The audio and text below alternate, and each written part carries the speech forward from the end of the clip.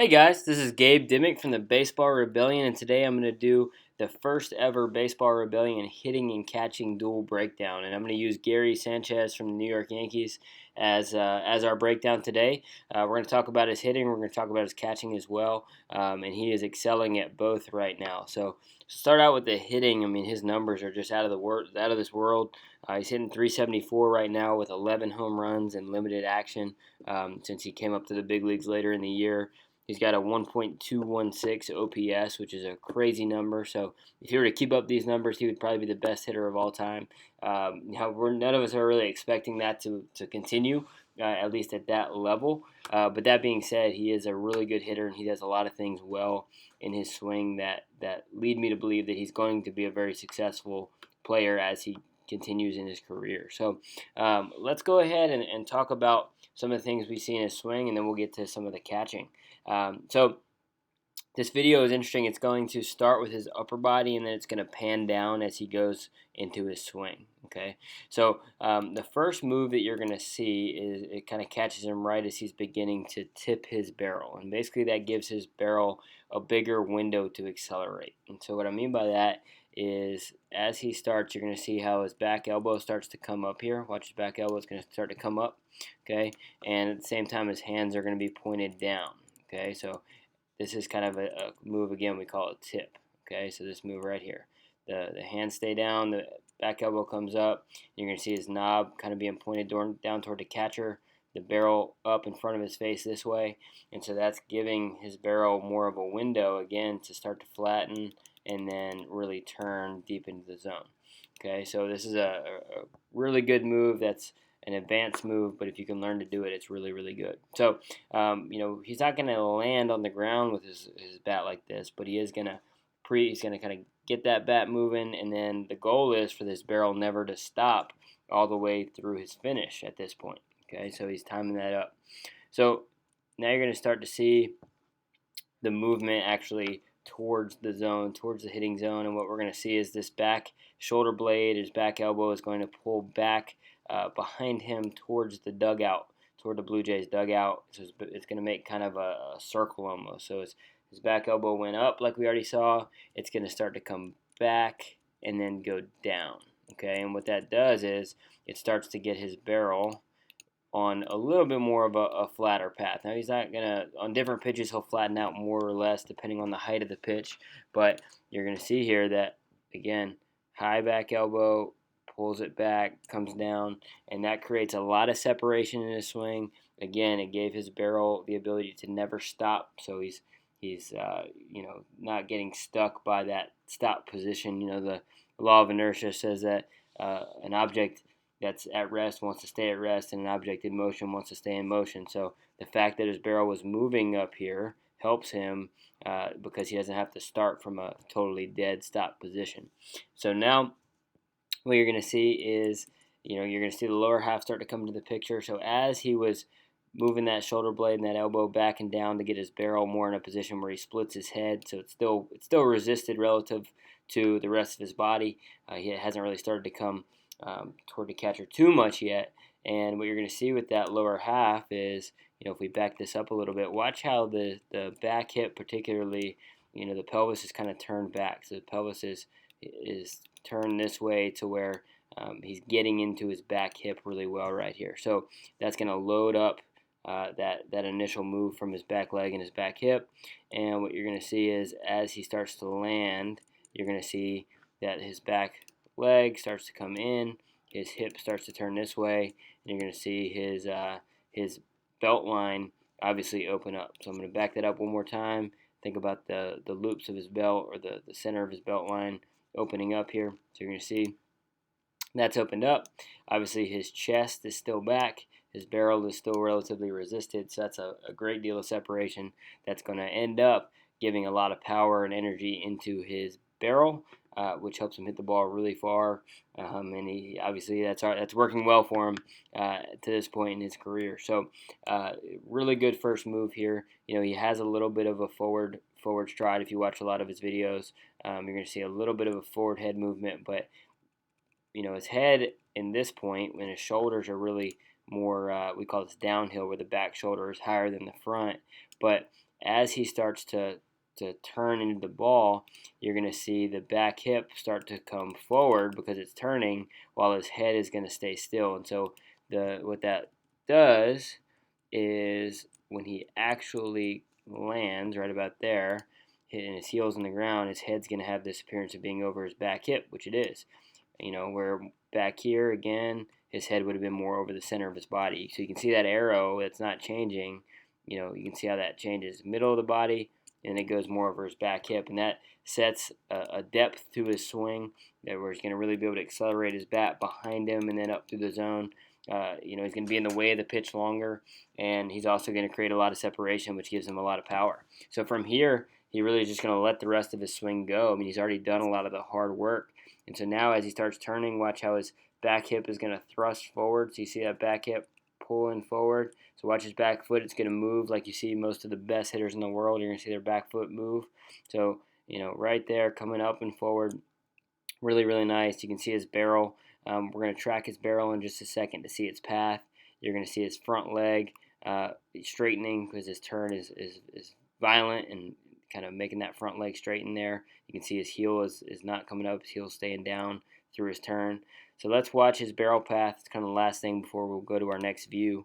So we're going to track this thing as it's coming through, sometimes with various frame rates and barrel colors. It can be a little difficult to see sometimes, but we'll do the best we can here.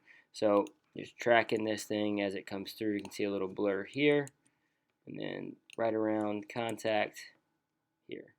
So if I fit that curve to contact, you're going to see a nice Nike swoosh looking swing that bottoms out very, very deep back here by his back calf or his back knee, coming up through it. And so even if he's early, even if he's a little bit late, he has really good release too. So you're going to see his barrel. He doesn't just come here and then keep his arms bent. He's going to release through it.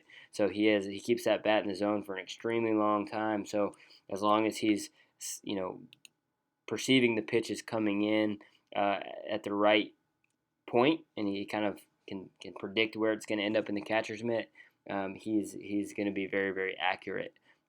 His head stays very still as he turns, and he finishes really well. We'll see one really cool thing in his swing in this next video, or this next view here. So let's go ahead and take a look here. So different view, and this is where you're going to really see some of that separation. So again, same move. You can see the tip start to go. This is that tip move. We get to see a little more of it here. So he's going to bring that bat in front of his face as that elbow comes up. You can see how that bat goes in front of his helmet here.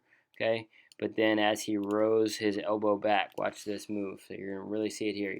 The elbow comes back behind him, and then it's going to start to work down this way. Okay, so he kind of circles it. It's like a little semicircle. So it goes up, back, down. Okay, but at this point right here, really notice how the pelvis, which was kind of loaded up here, so it's kind of loaded into that back hip right there, and then he's going to unload it this way. Okay, so the pelvis is turning here, the back knee comes in here, really good move. And what you're going to see with his upper body is that it's tilting. Okay, so his back shoulder is going to tilt down, his front shoulder is going to come up at that same time.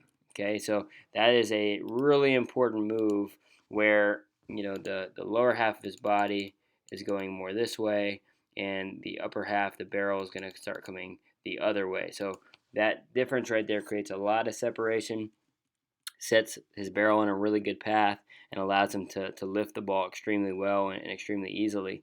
You can see here as he's turning, you can see his back foot moving here as well. And this is a really cool thing, is that you're going to see his head finish more toward his back leg. So if he falls, he's going to fall this way, kind of toward the umpire.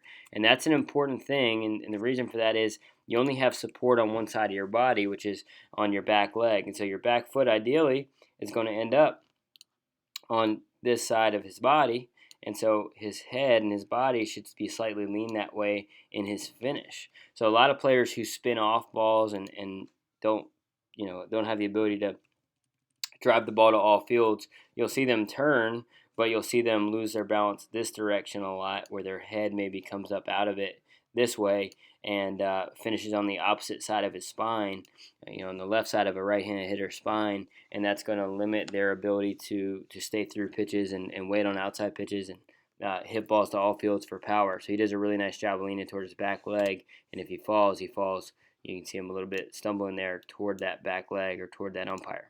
Okay, so Gary Sanchez, awesome swing, one of my favorites I've seen this year. He has a couple of different leg stride variations that he does. Sometimes he does a little bit of a lower kick here. Sometimes he does a little bit more. So the key components, the core components of his swing, in every swing I've seen have really remained the same, and I've given him a lot of success. So let's go ahead and talk about the catching a little bit. So sometimes it can be hard for people to kind of evaluate a catcher because there's so many things that they do well. But just from a throwing standpoint, he's caught 42% of the base runners who've tried to steal off him this year, which is a great number.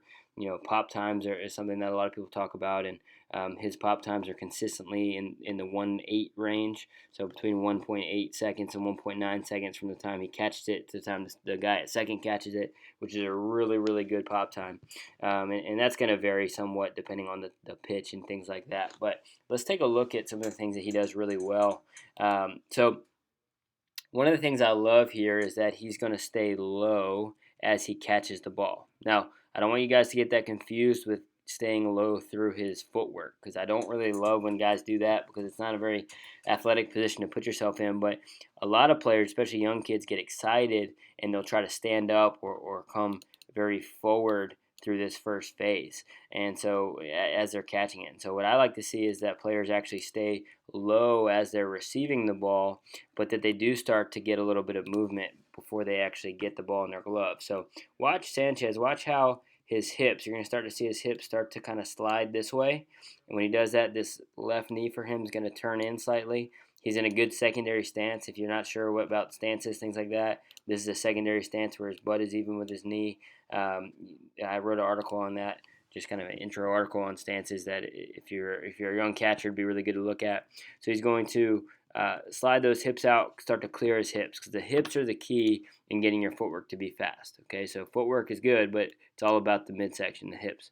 So as his hips start to turn out, it's getting his body starting to be cleared to throw to second base. Now, especially in this situation with a left-handed hitter, the most efficient way to work his feet is going to be to come pretty much straight up this line. So I want most catchers I teach their right foot to come pretty much where their left foot was. That means that they're going to gain a little bit of ground, because in their staggered position, their right foot's going to be slightly behind their left, kind of like this. And so their back foot's going to come slightly forward, but they're going to really pop their hips around, really clear their hips, and come up that line. So a lot of coaches, and this is something that I was taught to do and probably would have taught before I was done playing. So a lot of coaches teach you just to come straight up the middle. But what that enforces is people to really think about stepping with this back foot. They want to step this way. And when they're doing that, they're not really using their hips. They're not really spinning or clearing their hips this way. What they're really doing is just taking a step, and they still have to turn. So we want to think about it like a turn. So as he's turning here, his feet are naturally going to go more in that replace your feet heel-to-heel alignment, and his hips are going to be able to work more in a straight, more efficient line here. So when he lands, you can see he's very heel-to-heel with his stride. Putting himself in a good position to throw. And talking with Dave Shinsky, our throwing expert, one thing that he does really well is he keeps his back foot connected to the ground for way longer than most catchers. So you can see how he's throwing, back foot's connected, that puts less stress on his arm. He's able to finish his throw as well better because of this. So watch how his back shoulder completes its throw. So it's going to come all the way through here. That's a really good finish for a catcher.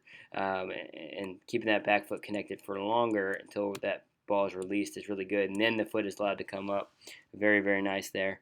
So the best thing I think he does is his footwork, though. I mean, that's really good because his hips are allowing to slide. Another thing about this is if you watch his transfer, notice how he transfers back here right between his hip and his center of his chest, basically. So kind of right in this area. And in another view that I'm going to show you in just a second, you're going to see that he's not reaching into his glove for the ball. He's not thinking about catching and then really going at the glove with his hand. He's thinking about bringing the glove more to his hand. He's being more fluid, and the ball's never really stopping, which is a big key. So the ball never stops from the pitcher all the way to second base. I'm going to do it one more time. So the ball's coming in from the pitcher, right? And we want the ball to never stop. So we don't want to stop the ball in our glove and reach in. We want to keep the glove moving up to our hand, and then our hand just going to continue that circle up into the throw. So he's really good at that. If you want to see what happens on this one, for catchers, if you're going to miss a little bit, he actually misses a little bit here. He's going to miss a little bit to the first base side. That's the side you want to miss on, because especially if you're efficient like he is, you can miss a little bit this way and give your infielder still time to catch the ball and tag Jackie Bradley Jr., who's a pretty fast guy. He doesn't even come close to getting to the bag. I mean, he's out by a couple feet. So I mean, this guy is absolutely hosed, and the big reason for that is that he's so efficient with his hips and his footwork. And if he's going to miss on that side of the bag, which is good.